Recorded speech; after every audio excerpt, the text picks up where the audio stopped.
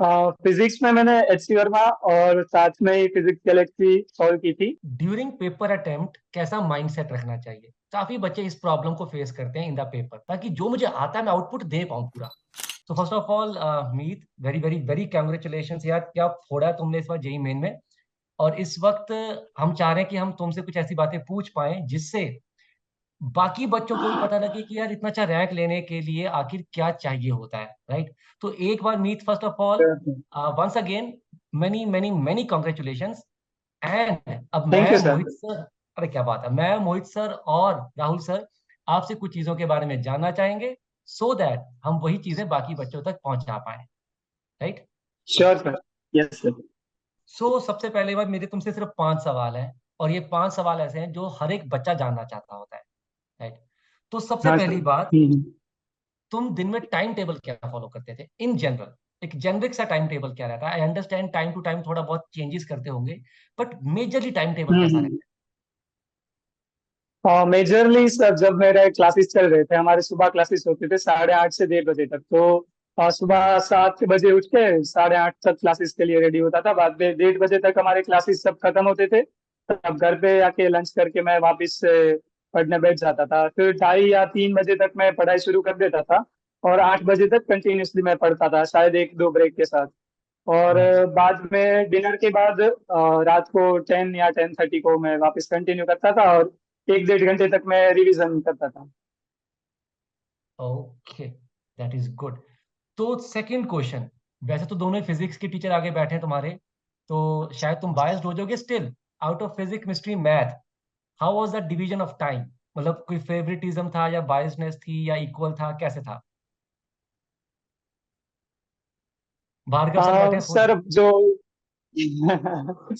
नहीं नहीं सर, मैं मतलब 11th में जब क्लासेस चल रहे थे तभी मैं मैथ्स पे ज्यादा वर्क कर रहा था, क्योंकि वो मतलब उसमें ज्यादा प्रैक्टिस की जरूरत मुझे लग रही थी। लेकिन जब 12th शुरू हुआ तो मतलब मैं फिजिक्स को ज्यादा टाइम दिया था, और लास्ट लास्ट में जब मतलब मेंस नजदीक थी, तब तो केमिस्ट्री का एनसीईआरटी पढ़ना ही मेरा मेन फोकस था। तो मतलब टाइम टू टाइम चेंज होता रहा था। मैं यूजुअली तो इक्वल नहीं रहता था मेरा, पहले मतलब मैथ्स था, फिर फिजिक्स, फिर ज्यादा टाइम दिया, फिर केमिस्ट्री को, ऐसे रहा।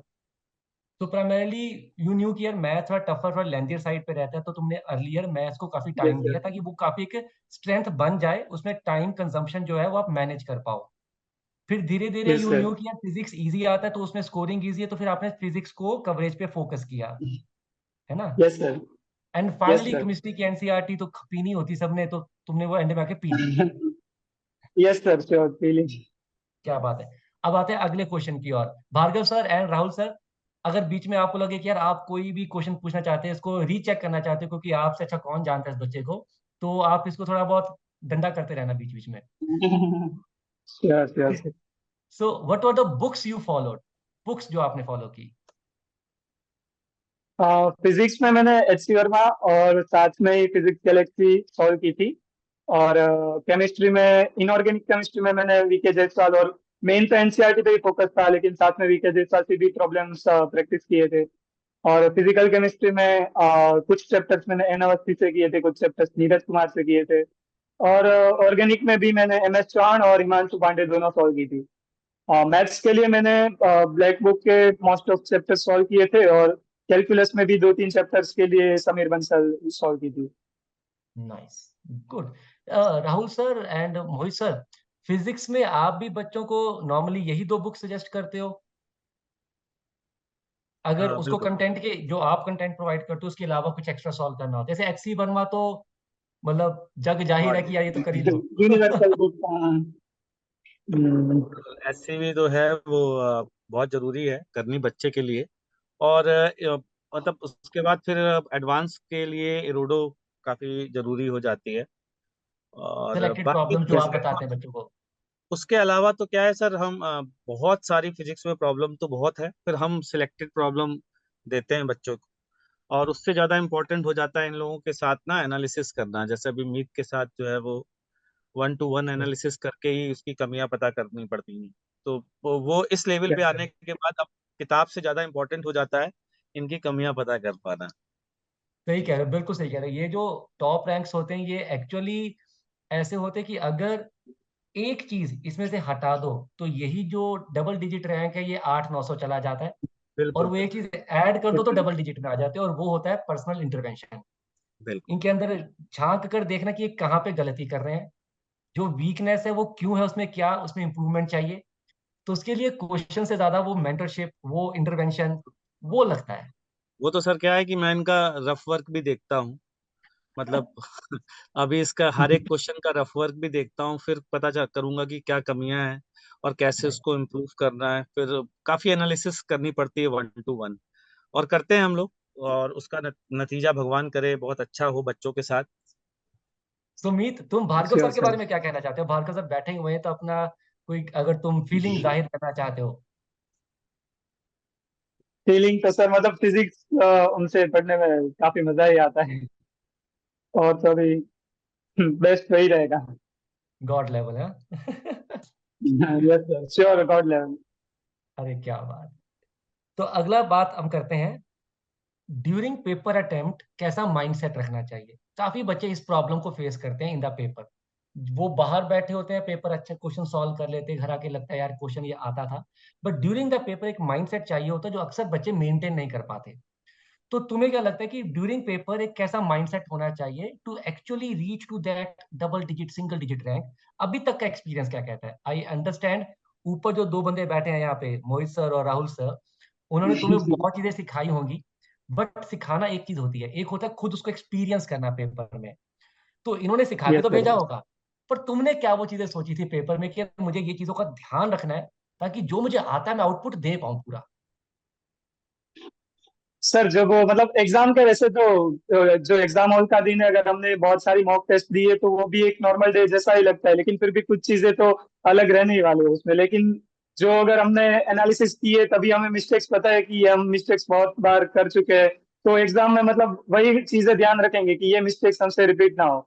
और साथ में ही मतलब जो हम आधे घंटे पहले ही जो पेपर देने हम पहुंच जाते हैं सेंटर पे, तो तभी भी मतलब एकदम माइंड को काम रखना है कि कोई भी टेंशन या कोई भी दूसरे थॉट्स नहीं, सिर्फ एकदम शांति से अगर हम सोचे और आराम करें तो मतलब एक माइंड अगर पहले से ही अच्छा रहा तो मतलब पेपर भी पूरा बहुत बढ़िया ही जाने वाला है। तो मतलब एक फोकस, मतलब फर्स्ट सेकंड से लेकर लास्ट सेकंड तक अगर फोकस के साथ सिर्फ हम क्वेश्चंस पे ध्यान देंगे तो हमारा मतलब अच्छा ही पेपर जाने वाला है।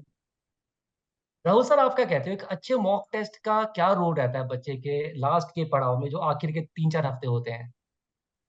सर एक्चुअली मैंने मतलब हमेशा देखा है कि जितने भी टॉपर्स स्टूडेंट्स निकलते हैं जिनके सिंगल या डबल डिजिट्स में रैंक आ रही है ना, वो इस समय मॉक टेस्ट की फ्रीक्वेंसी बहुत ज्यादा रखते हैं। जैसे इस हम्म। समय जो मीट है ना, वो लगभग ऑलमोस्ट ऑल्टरनेट डेज पे सर टेस्ट दे रहा है इस समय। ठीक है। और जो टेस्ट है वो काफी टफ लेवल के टेस्ट दे रहा है, तो इसकी वजह से क्या है कि मेंटली काफी अपने आप को स्ट्रांग फील कर पा रहा है। और जेई सही कह रहे हो, एडवांस की सही कह रहे प्रिपरेशन के लिए तो मॉक टेस्ट की फ्रीक्वेंसी डेफिनेटली काफी हाई रखनी चाहिए। हो। Yes sir. End of course followed by a proper analysis कि जो गलत हुआ वो क्यों गलत हुआ, जो सही था वहां पे और बेटर क्या कर सकते थे। बिल्कुल बिल्कुल, बिना उसके तो फिर बेकार ही हो जाता है टेस्ट। एग्जैक्टली वो एनालिसिस ही चाहिए होता है एंड में एक्चुअली। सही कह रहे हो आप। अब आता है तुम्हारा फिजिक्स, केमिस्ट्री, मैथ में, जब हम एक होता है पढ़ाई करना, एक होता है पेपर अटेम्प्ट, राइट? तो क्या तुमने जेई मेन में पेपर अटेम्प्ट में कोई स्ट्रेटेजी बनाई थी फिजिक्स, केमिस्ट्री, मैथ को लेके, और it was like a usual start of paper and going till the end? Sure sir, मैंने एक स्ट्रेटेजी, मतलब जब हम मॉक टेस्ट देते थे तभी पता चल गया था कि मतलब फिजिक्स और केमिस्ट्री बहुत ही आसान आते हैं, लाइक हम 1 घंटे में दोनों सब्जेक्ट कर पाए उतना तो आसान रहता ही है। और मैथ्स इतना लेंथी रहता है कि कभी कभी अगर हम 2 घंटे दे दें तो भी कंप्लीट ना हो, इसलिए मैथ्स को ज्यादा टाइम देना था वो तो मैंने पहले से ही सोच ही रखा था। तो फिजिक्स और केमिस्ट्री में मैंने मतलब हो सके उतना फास्ट अटेम्प्ट कर लिया था, 1 घंटे में दोनों मैंने कंप्लीट कर लिया, और फिर मैथ्स को टाइम दिया था बाकी का। और मैथ्स में भी मतलब कुछ क्वेश्चन जो लगे मुझे कि लेंदी थे उसको मैंने मतलब लास्ट के लिए रखे थे ताकि कोई पीछे अगर आसान क्वेश्चन हो तो रह ना जाए। तो फिर जो भी क्वेश्चंस मैंने बीच में एक दो रखे थे उसको मैंने लास्ट में अटेम्प्ट कर लिए, ताकि मतलब जो कुछ ही टाइम का इश्यू ना आए, तो यही स्ट्रेटेजी रखी थी मैंने। सर आप, जैसे आप दोनों इसमें फिजिक्स के टीचर बैठे हो, आपको कई बार एनटीए पे गुस्सा नहीं आता कम वक्तों ने, क्या मतलब फिजिक्स बना दी जेईई मेन की? मतलब बच्चा कह रहा है मैं 1 घंटे में फिजिक्स केमिस्ट्री दोनों अटेम्प्ट कर लिए, मतलब सर, मतलब एज अ फिजिक्स टीचर आपके अंदर वो जागता नहीं गुस्सा? बहुत बहुत गुस्सा आता है, और एग्जैक्टली। ठीक है, मतलब और है ना? डर भी लगता है डर भी लगता है कि कभी ऐसा ना हो कि सडनली फिजिक्स टफ आ जाए, तो बच्चों को एग्जैक्टली ये भी बोलता रहता हूँ कि भाई मेंटली हर चीज के लिए प्रिपेयर रहो, मतलब और सर कि मेरे को ऐसा। तो लगता है कि बारी मेरे को तो केवल लगता है कि बच्चा एडवांस्ड के लिए मतलब एक मिसगाइडेड हो जाता है, क्योंकि वो बिल्कुल यही मेन के पॉइंट ऑफ व्यू से थोड़ा पढ़ने लग जाता है, फिजिक्स के बहुत टफ क्वेश्चंस को छोड़ देता है बिगिनिंग में, कई बार बिल्कुल एडवांस खराब हो जाता है उस चक्कर में। बिल्कुल, क्योंकि एडवांस में तो आप देखोगे तो 2019-20 का पेपर, 21 का पेपर तो बहुत अच्छा पेपर आया है ना, एग्जैक्टली। काफी टफ पेपर आया है, तो वो क्या है, सडनली झटका पड़ता है तो बच्चे को फिर उड़ जाता है, फिर ऐसा फ्यूज उड़ जाता है। जी जी। अब आते हैं लास्ट यूट्यूब की ओर। तो मीत, ड्यूरिंग दिस योर प्रेपरेशन, किसी समय पे तुम्हें ऐसा लगा कि यार कुछ चीजों में मैंने यूट्यूब से हेल्प ली, या तुम्हें लगा कि यार ठीक है उसके बिना भी मेरा बढ़िया हो गया था, यूट्यूब की उतनी जरूरत नहीं थी, या फिर हो सकता है मैंने यूट्यूब से पढ़ाई में हेल्प नहीं ली बट यूट्यूब के थ्रू मैं कुछ टीचर्स के कांटेक्ट में आया जिनसे मुझे बहुत फायदा हुआ। ओवरऑल तुम्हारी प्रेपरेशन में यूट्यूब का कैसा रोल रहा? हाँ सर, यूट्यूब से तो मैंने मतलब कह सकते हैं कि बहुत कुछ सीखा ही है। कभी कभी मतलब बहुत बार कुछ कंसेप्ट्स में कमी रह गई हो, या फिर कभी कभी कुछ क्वेश्चंस मुझे अच्छे लेवल के सॉल्व करने हो, तो मैं यूट्यूब में कभी कभी देख लेता था, ताकि या फिर कभी रिवीजन करना हो उसके लिए भी देख लेता था। तो मतलब यूट्यूब से काफी हेल्प तो हुई है। मैंने प्रशांत जैन सर के भी लेक्चर्स देखे थे, आपके लेक्चर्स भी कुछ देखे थे, मोहित भार्गव सर के तो लेक्चर्स देखे ही थे मैंने। मतलब बहुत ही हेल्प हुई थी मुझे यूट्यूब से भी। तो मतलब ये कह सकते हैं कि यूट्यूब को अगर वाइजली यूज किया जाए तो कुछ ऐसी चीजें होती हैं जहाँ पे आप टाइम सेव कर सकते हो। यूट्यूब पे 1.5x पे देके क्विक रिकॉल हो जाता है, या कुछ चीजों के अगर आपको जिस दिन तक टाइम कम है और मुझे बस देख के समझना है फटाफट, तो यूट्यूब से वो काफी चीजें कम समय में हो जाती हैं। हाँ सर, मतलब यूट्यूब में अगर हम वाइसली यूज करें तो उसका बेनिफिट तो मिलेगा ही बिल्कुल। तो मतलब जो भी कभी रिवीजन करना हो, या फिर कोई कंसेप्ट हमें फिर से समझना हो या याद करना हो, रिकॉल करना हो, तो यूट्यूब से मतलब हेल्प मिलती है बहुत ही। तो मेरे हिसाब से सारे क्वेश्चन खत्म होते हैं। And first of all Meet, congrats once again and thank you very much for being with us. मतलब हमें अच्छा लगता है कि हम आपसे मिल पाते हैं और आपके थ्रू बाकी बच्चों को बहुत कुछ सिखा पाते हैं, बिकॉज भगवान करे आप और आगे बढ़े, जे एडवांस में और अच्छा करें। बट अभी भी आप जहाँ पहुंचे हैं उसके लिए एक मेहनत लगी है, एक आइडियोलॉजी लगी है, टीचर्स का आशीर्वाद है, टीचर्स की आपको एक हेल्प मिली है, राइट, एक मतलब गाइडेंस मिली है। और वही हम चाहते यस थे सर। कि इसके थ्रू और भी आगे बच्चों तक पहुंचे। And I was so happy sir, मतलब आप भी मानते हैं ना, मतलब बच्चे ने क्या प्रिसाइज जवाब दिए हैं, मतलब इसे पता है इसने क्या किया है क्या नहीं किया है, किसमें कैसे आगे प्रोसीड किया है। बहुत ही अच्छे नपे तुले बातें आपने बताई Meet. And I am very very pretty hopeful कि इससे बाकी बच्चों को बहुत फायदा होगा। So sure thank you sir. Very much. And Bhargav sir and Rahul sir, you are always like being gentleman, एंड मजा ही आ गया आज फिर से। And thank you very much for being with us. And I suppose that's all from my side. And God bless sure you, sir. Meet. ठीक है मीत बेटा, थैंक यू सर, मिलते थैंक हैं यू। हम लोग, ठीक है क्लास में, चलो okay bye. Okay, okay. Sure Bye, sir, bye Meet. Bye, thank you sir. Bye bye. चलो जी, that's all. अभी Meet, अभी आप टेस्ट करो. Okay. Bye. Take care. हाँ सर।